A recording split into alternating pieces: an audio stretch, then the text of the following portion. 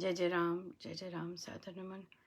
परम प्यारे राम, परम पूज्य गुरुजन, परम दिव्य आत्माएं और आप सबके मंगल आशीष लिए प्रभु अपने श्री चरणों में लेके आए हैं। उनका बारंबार धन्यवाद, अनंत अनंत बार धन्यवाद, अनंत बार धन्यवाद। क्षमा कीजिएगा, आज समय का बिल्कुल भी पता नहीं चला और मैं घड़ी पर नज़र जाती ही नहीं गई। आई एम सो सॉरी, बहुत ज़्यादा लेट आई। ज्ञान भावना पर हैं हम, पेज 184, पेज 184। हम ज्ञान भावना दोहा नंबर 3।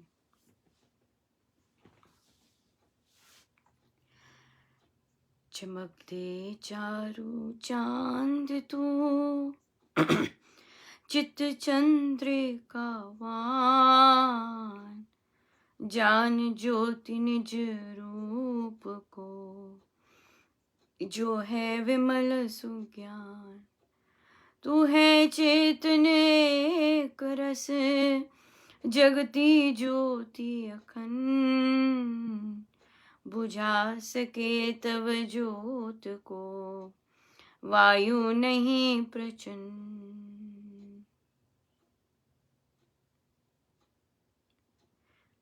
फिर से करते हैं।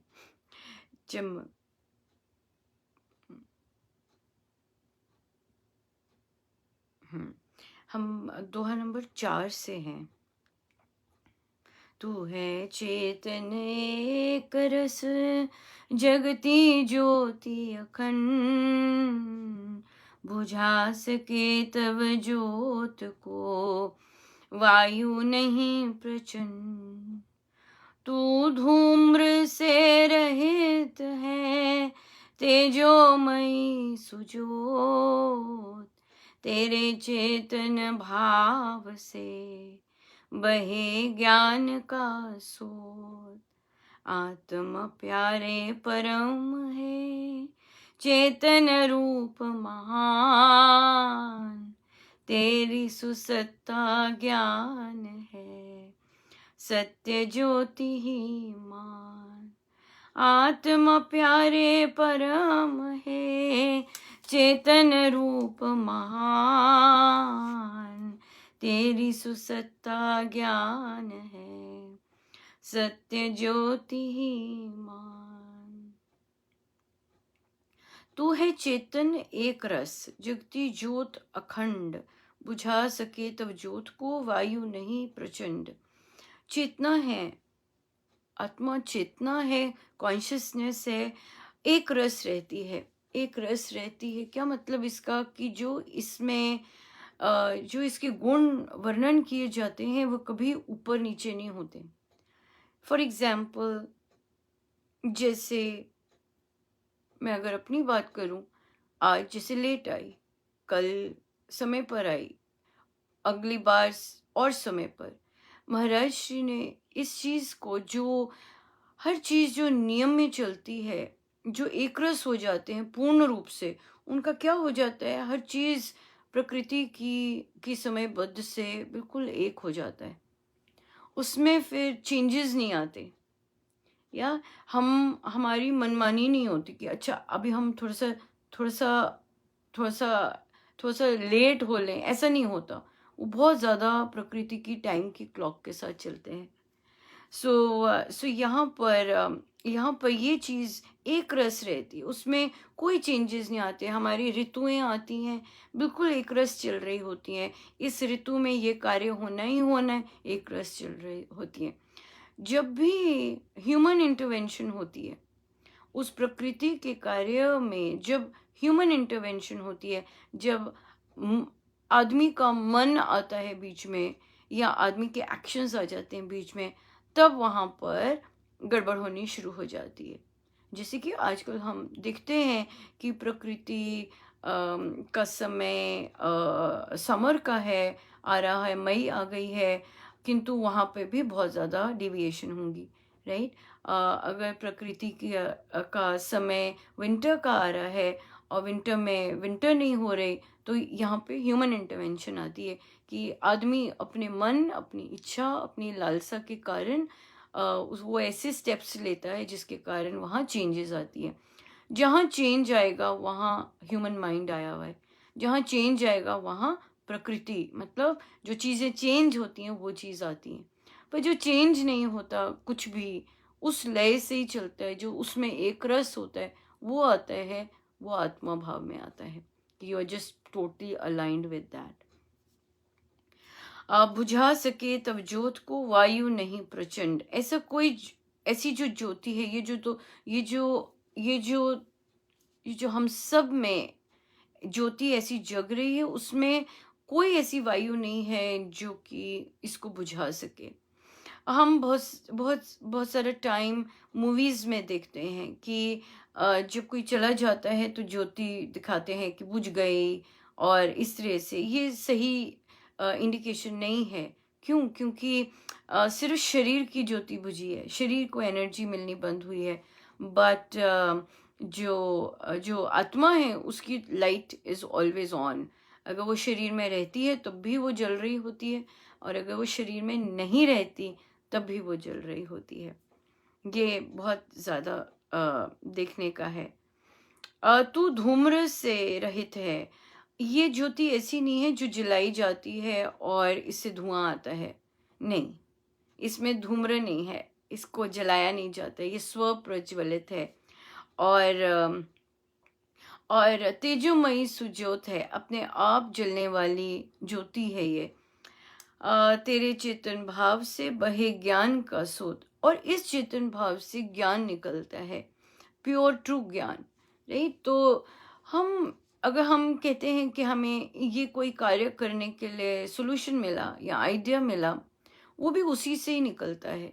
हर आइडिया, हर सोल्यूशन, हर चीज़, इन्वेंशन कह लीजिए, डिस्कवरी कह लीजिए, हर चीज़ का स्रोत भी आत्मा ही होती है। लेट्स से एक डांस परफॉर्मर है, और डांस परफॉर्मर कोरियोग्राफर भी है, तो वो जब इतना ज़्यादा अपने आप के साथ एक होके डांस करते हैं, और वहाँ पे उन्हें नए स्टेप्स के वो मिलते हैं, आइडियाज़ आते हैं, नई कोरियोग्राफी होती है, वो सब आत्मा से आ रही होती है। नए शब्द निकलते हैं, ऐसे शब्द निकलते हैं जो कि आपने पढ़े नहीं होते पर फिर भी निकल रहे होते हैं। एंड इट इज़ पॉसिबल कि वो ऑलरेडी हैं, होते हैं, बट वो आपको कई बार कृपा होती है तो बाद में आप वो ऐसी बुक्स टेक्स्ट पढ़ेंगे तो आप देखेंगे, ओह, ये तो मुझे भी थॉट आया था, ये तो मैं अब इसमें पढ़ रहा हूँ या इसमें पढ़ रही हूँ। सो वो सब because the knowledge is always there, it is always there, it is not something new. तो परमेश्वर का जो ज्ञान है वो बहता ही है, और कब हम अलाइंड हो जाते हैं परमेश्वर की वाइब्रेशन से, जैसे महाराज कहते हैं तार जुड़नी, उससे हो जाते, तो हमें वो इनसाइटफुलनेस आ जाती है कि ओ यस, इस तरह से। सो यहाँ पे ज्ञान बहता रहता है, अपने आत्मा में भी बहता है और परमेश्वर में भी ज्ञान बह रहा है, वाइब्स बह रही हैं। संत लोग या इस तरह की वाइब्रेशंस चलती हैं, और इट्स जस्ट अबाउट अलाइनमेंट, कब हम उनके साथ एक हो जाते हैं और हमें वो चीज़ मिलती है। आत्मा प्यारे परम है, चेतन रूप महान, तेरी सुसत्ता ज्ञान है, सत्य ज्योति ही मान। कि this is a seat of knowledge, आत्मा is a seat of knowledge. और जितना हम आत्मा का चिंतन करते हैं, और हमारे अंदर जो ज्ञान है वो स्वतः फ्लो करने लग जाता है, स्वतः आइडियाज आने लग जाते हैं, स्वतः आपको जिसे कहते हैं सिक्स सेंस भी होता है, वो सिक्स सेंस आपकी आत्मा का ही आ रहा होता है। सो जितनी भी नॉलेज, ट्रू नॉलेज है, वो नॉलेज नहीं जो भूल जाती है वो नॉलेज नहीं जो हम भूल गए, ये वो नॉलेज है जो कि परमानेंट रहती है, और अगर हम उस पर प्रैक्टिस करें तो हमारा लाइफस्टाइल बन जाता है, तभी स्वामी जी महाराज की सारी चीज़ें यूनिवर्सल हैं, यूनिवर्सल का क्या मतलब होता है कि हर समय हर टाइम पर ये ट्रू रहेंगी। ये ऐसा नॉलेज है। ऐसा नहीं है कि अम, आप मॉडर्न हो गए, आप विदेश में हो गए, या आप देश में रह के भी बहुत ज़्यादा मॉडर्न हो गए, तो ये चीज़ें सत्य नहीं होंगी। No, these things will always be there, these things will always be true, and these things always be universal. कोई भी कर सकता है इन्हें, कोई भी इनको अप्लाई कर सकता है।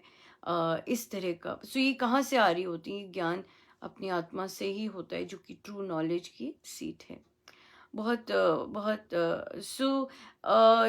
बात, किसी ने प्रश्न किया कि आत्मा को, आत्मा के गुणों को रियल लाइफ में प्रैक्टिस किस तरह किया जा सकता है। बहुत सुंदर प्रश्न था। उन्होंने एग्जाम्पल दिया कि जैसे दूसरों के बिहेवियर होता है, जैसे दूसरे लोग, क्योंकि हम लोग इतना इंटरेक्ट नहीं करते, तो दूसरे लोग भी नहीं करते इंटरेक्ट, और फिर उनका सामाजिक इंटरेक्शन बंद हो जाता है। सो जब आपकी तबीयत खराब होती है तो आपसे कोई पूछता नहीं है कि आपकी तबीयत खराब है, क्योंकि हमने वैसा बॉन्ड नहीं रखा। ये सब हमारे पर होता है। हम जहाँ बॉन्ड रखेंगे वहाँ वो फलित होगा, जहाँ नहीं रखेंगे वहाँ वहाँ डिमिनिश होता जाएगा। तो उन्होंने कहा कि दूसरों ने तो मुझसे पूछा नहीं कि मेरी तबीयत ठीक है कि नहीं, किंतु जब मुझे पता चला कि उनकी तबीयत ठीक नहीं है कि नहीं, तो मैंने उन्हें कॉल किया और पूछा। यहाँ तक तो अच्छा है कि हमने पूछा, और इवन दो अगले अगले ने नहीं किया। ये हमने प्रेम जी महाराज से देखा है कि हमें उनका एग्जाम्पल दिखा लाइव, कि उनके जो सुपीरियर थे उनसे ठीक से बात भी नहीं करते थे, एटीट्यूड दिखाते थे, किंतु जब उनको नीड पड़ी, उनकी हेल्थ ठीक नहीं थी, वो कूदी मारे। प्रेम जी महाराज ने अपना कर्तव्य समझ के किया। तो यहाँ पे ये कर्तव्य भी आ जाता है, एक ह्यूमन कर्तव्य, कि हमारे हमारे फेलो बींग्स, हमारे फैमिली ठीक नहीं है। It's my duty to ask. It is not because उन्होंने किया नहीं तो मैंने ये किया। No, it is a duty. ये चीज़ ड्यूटी में भी आएगी कि आपके परिवारजन हैं और आपको पता चला है नहीं ठीक, and then you just call कि ठीक नहीं है। बट यहाँ पर एक चीज़ आती है, अगर हम बार बार कॉल करते हैं, क्योंकि वो कॉल नहीं उठा रहे होते हैं या ठीक नहीं होते हैं ना, पर हम कॉल करते जाते हैं, यहाँ पे इंट्रोस्पेक्ट करना चाहिए कि क्यों किया, ऐसे बार बार क्यों किया। हाँ, हमारे वो ठीक नहीं है, हो सकता है फ़ोन रिसीव नहीं कर सकते, और हमने बार बार क्या इसलिए फ़ोन किया, इसलिए तो नहीं फ़ोन ऑप्शंस दे रही हूँ, मुझे पता नहीं। हम किसी के अंदर का नहीं जान सकते, और कई बार हम अपना ही अंदर का नहीं जानते, क्योंकि हम उतनी डेप्थ में नहीं गए होते। क्या हमने बार बार इसलिए कॉल किया कि हम ये अपने आप को ही बताना चाहते हैं कि उन्होंने तो किया नहीं पर मैं कर रहा हूँ, आई एम डूइंग इट। और एक बार कॉल सफिशिएंट था कि, और आप वॉइस मेल छोड़ सकते हैं, कि वॉइस मेल छोड़ा कि मुझे पता चला आपकी तबीयत नहीं ठीक है, आई होप आप जल्दी रिकवर करें, यू फील बेटर सून, इस तरह से, और फिर हम अपनी प्रार्थना करते हैं। तो यहाँ पे ये चीज़ आती है, ड्यूटी की आती है। यहाँ पे ये चीज़ आती है, ड्यूटी की आती है, क्योंकि वो परिवारजन आ जाते हैं। जहाँ परिवार आता है वहाँ ड्यूटी वर्ड जल्दी पहले आ जाता है। जब अननोन लोग होते हैं और अननोन लोग हमसे बात नहीं कर रहे होते, और वहाँ पर हम हमें पता चलता है, तो वहाँ पर क्योंकि आपका रिलेशन वैसा नहीं है, यू ऑफर प्रेयर्स। आप वहाँ पे चुप करके अपनी प्रेयर्स देते हैं कि प्रभु, मुझे पता तो चला है ठीक नहीं है, I hope they get better, I hope उनको सुख सुविधा मिले, आई होप, ये चीज़ आ जाती है। अब आत्मा को प्रैक्टिकल रूप में यही चीज़ आती है कि जब हम दूसरे के भावों को, विशेषकर अननोन है, परिवार नहीं, अननोन है, और वहाँ पे आप डाइव इन करते हैं हेल्प करने के लिए, कुदी मारने के लिए। एक और एग्जाम्पल ले सकते हैं, आत्मा का ही प्रैक्टिकल रूप में कैसे करें।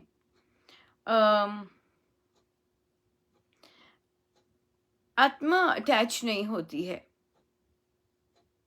आत्मा अटैच नहीं होती है, इसी का ही ले लेते हैं, अटैच नहीं होती है। हमने जब अपना कर्तव्य किया, एक बार हमने कॉल किया, this that was our duty, और हमने वॉइस मेल छोड़ दिया, या फिर अगर वॉइस मेल नहीं है, व्हाट्सएप पे वॉइस मेल नहीं है, तो हम रिकॉर्डेड मैसेज छोड़ सकते हैं कि आप ठीक नहीं हैं, फ़ोन पे नहीं आ सकते, कोई बात नहीं, हम are prayers are with you no, इस तरह से मैसेज। तो यहाँ पर कंपैशनेट हो गए, प्रेयर्स कर ली, दैट्स इट। उसके बियॉन्ड जब हम जाते हैं, वो हमें नहीं उसका नहीं पता, उसमें हम अटैचमेंट का बहुत ज़्यादा हमें ध्यान रखना होता है जब भी हम अपने कोई भी कार्य कर रहे होते हैं। एक और लेते हैं अटैचमेंट का,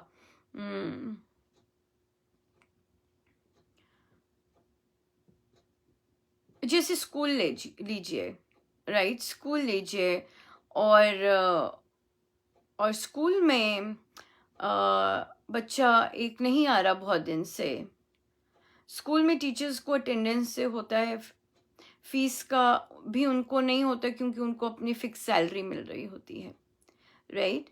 और वहाँ पर बच्चा नहीं आ रहा, तो आप कॉल करते हैं, या इन कॉल करने का ट्रेंड इंडिया में तो नहीं है, नहीं आ रहा बच्चा, तो हम नहीं कुछ करते कि क्यों नहीं आ रहा, हमें नहीं पता चलता।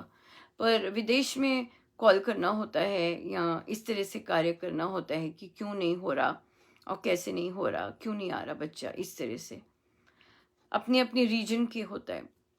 अब एक ट्यूशन वाले को लेते हैं, ट्यूशन वाले की आमदनी बच्चे के आने से होती है।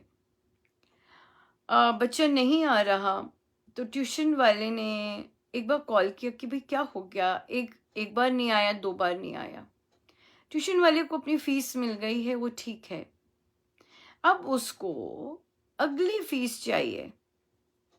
अगला महीना आ गया और बच्चा नहीं आया, फीस पहले ही तो हो गई है पूरी। तो जब अगला महीना चढ़ता है, और जब ट्यूशन वाला वो अब फ़ोन करता है कि भाई हेलो, क्या हुआ जी, बच्चा आया नहीं, 1 महीने से क्या हो रहा है, सब ठीक है, चल रहा है, कुछ चाहिए तो बताइएगा। अब यहाँ पे क्या बिहेवियर आया, यहाँ पे बिहेवियर सेल्फ इंटरेस्ट का आया बिहेवियर, और वहाँ पर हमने एक्सटेंड किया अपना कंसर्न। क्यों? क्योंकि अब फीस की बारी है। तो इंटेंशन बहुत ज़्यादा मैटर करती है कि फीस के लिए हम कर रहे हैं कि मेरी फीस आ जाए, तो हमने कॉल किया और कंसर्न किया।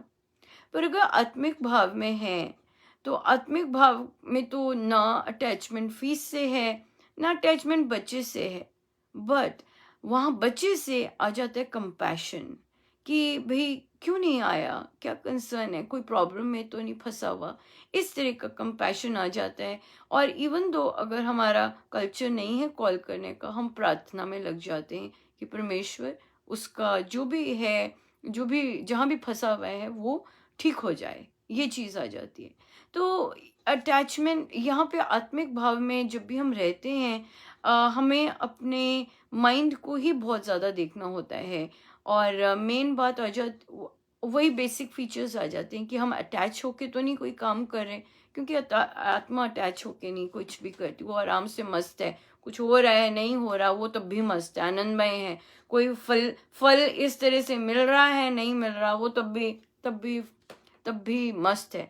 पर हम अटैच हो जाते हैं, हम अगर किसी चीज़ के लिए बार बार प्रार्थना करते हैं, हम उस चीज़ से भी अटैच हो जाते हैं।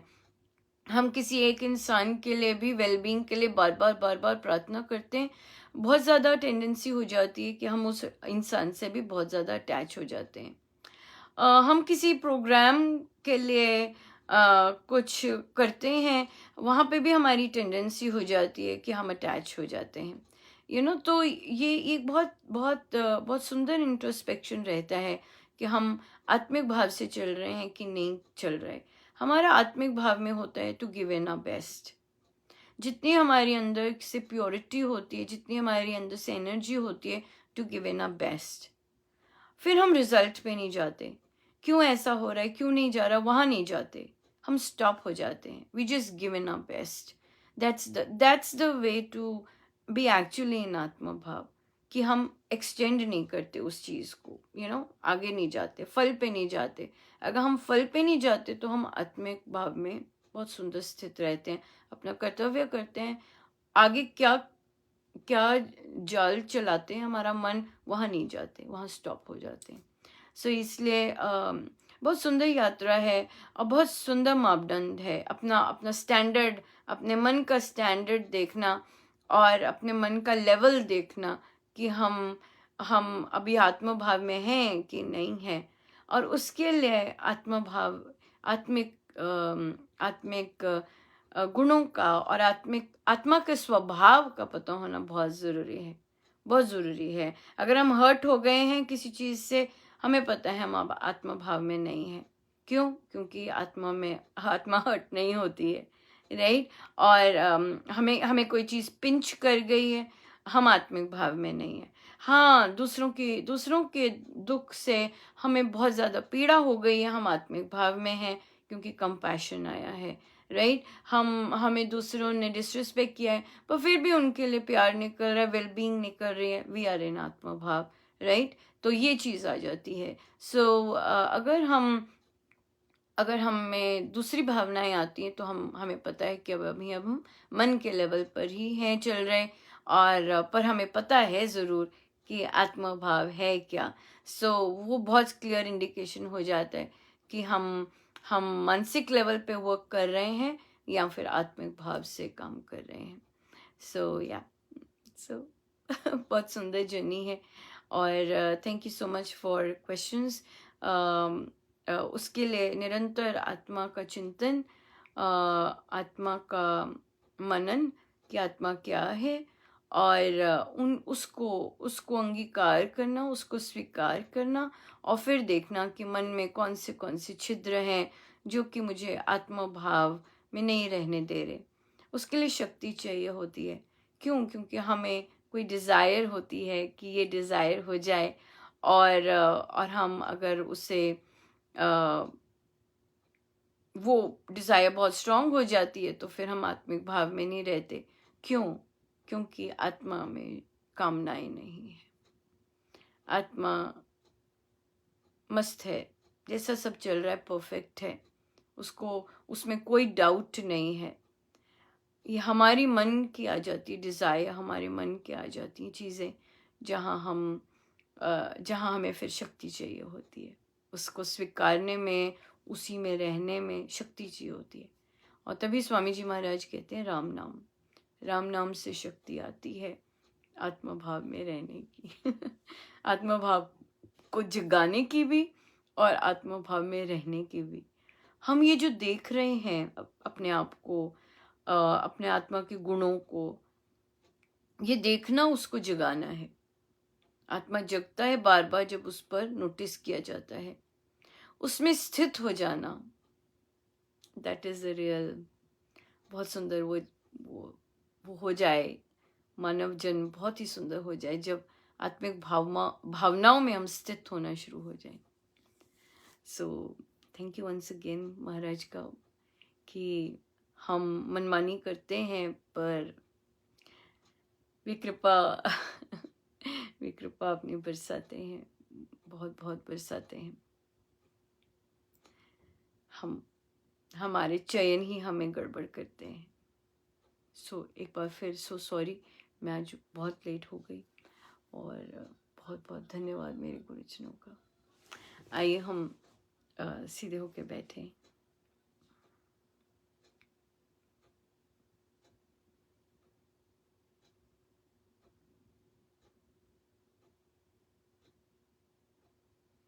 अपने प्रभु, अपने गुरुजनों के श्री चरणों में बारंबार नमन।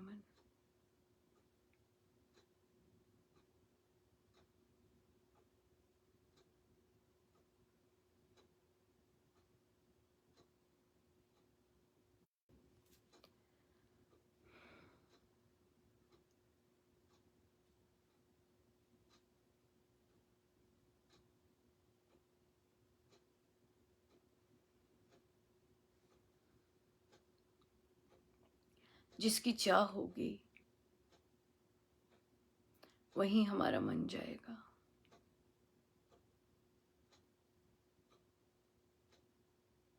वही हम चयन करेंगे।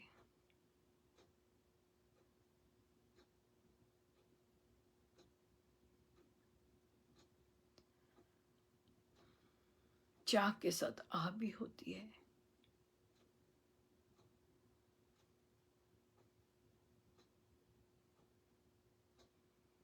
आती है आह।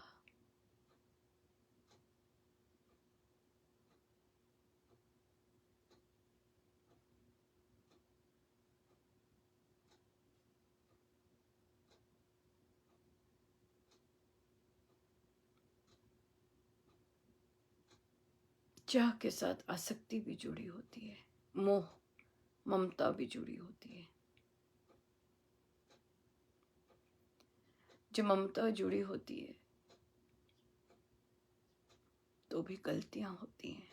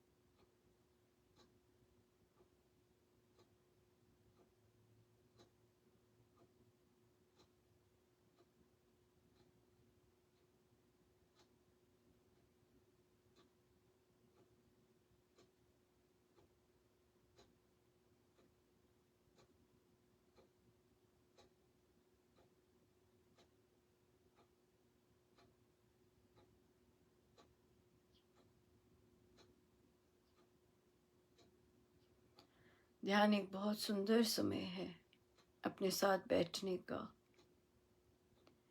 और देखने का कौन सी एनर्जीज हमारे अंदर चल रही हैं।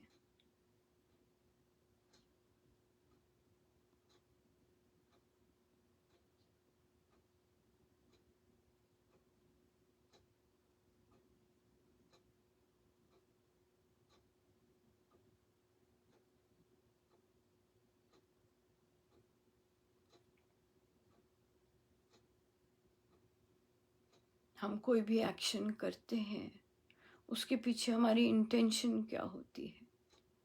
क्या हमारी इंटेंशन अटैचमेंट है, ममता है, मोह है? क्या हमारी इंटेंशन कामना है? बहुत इम्पोर्टेंट रहता है।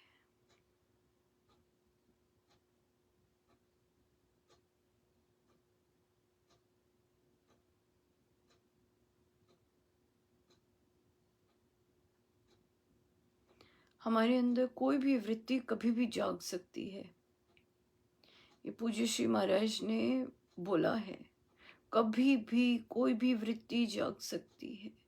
इसलिए राम नाम अंत समय तक, और कभी ये नहीं कहना हम हो गए शुद्ध, कभी नहीं कहना।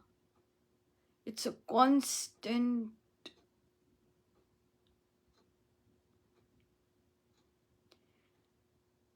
इट्स अ कांस्टेंट यात्रा। कभी भी कुछ भी जाग सकता है।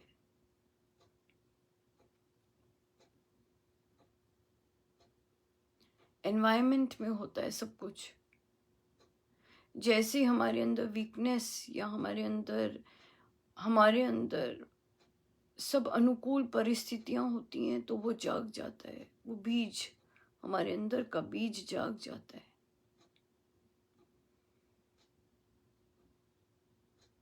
सुप्त पड़े होते हैं पर जाग जाते हैं फिर।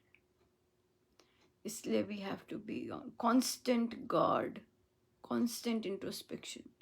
क्या चल रहा है, क्यों चला, क्यों मैंने ऐसे किया, क्या जागा, और फिर उसे एक्सेप्ट करना।